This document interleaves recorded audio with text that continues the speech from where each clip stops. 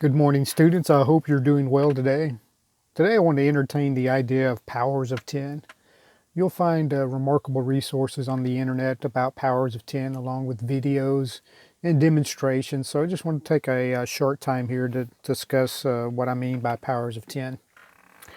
With powers of 10, what we're looking at is that we have a base number of 1. If we take any number raised to 0, its equivalent is going to be 1. So 10 to the 0 is 1. So that becomes our base. So we're going to be talking about numbers that are larger than and smaller than 1. So we take these numbers and we can see as we get larger and smaller, we zoom in on this, is that 10 to the 1, 10 to the 0 is 1. 10 to the 1 is a 1 with 1 0. 10 to the 2 is 1 with 2 zeros. 10 to the 3 is a 1 with 3 zeros. We also can talk about numbers that are smaller than 1. So 10 to the minus 1 is a 0, a decimal point, and we move the decimal point 1 point back. So it becomes 0.1. And then if the decimal point was after the 1, we move it 2. So it becomes 0.01. And 10 to the minus 3 is 0.001, where our 1 becomes a significant digit. So we are looking at numbers that are larger and smaller than 1. Let's do an example here. We're going to take a number and say we look at the number 10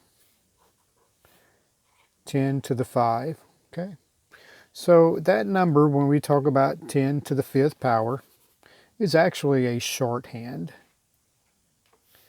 And what this actually means is that we have a coefficient that is 1 times 10 to the 5.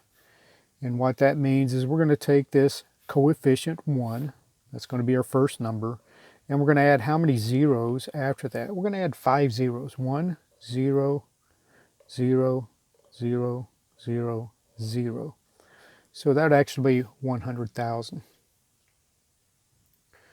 We also can take this same idea, and let's say that we take 10 to the 5th, but now we're going to take this to the minus 5. So again, this is shorthand for 1 times 10 to the minus 5. And what this actually means is my placeholder is 1, and we move our decimal point to the left 5 times. So 1, 2, 3, 4, and 5. And now that becomes 1, 2, 3, 4, and 5. So my significant digit is 1 in this case. My decimal point is here.